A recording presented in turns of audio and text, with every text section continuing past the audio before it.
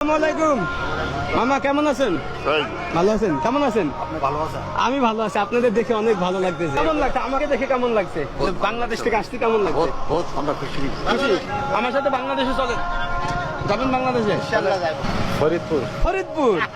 এখন আপনাদের ফরিদপুর কত উন্নতি হয়েছে জানেন? আসসালামু আলাইকুম। আপনি ভালো আছেন? জি জি। আপনার দেশের বাড়ি কই? কুষ্টিয়া মেহেরপুর। আর আমার বাড়ি হলো ফরিদপুর।